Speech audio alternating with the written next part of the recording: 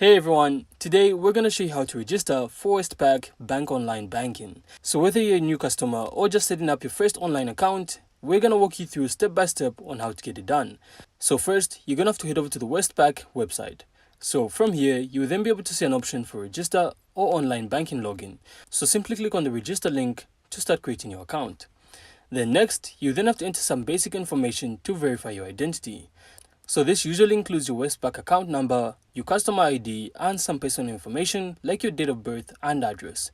So simply make sure all your information matches what your official documents say. Otherwise, the registration might not go through.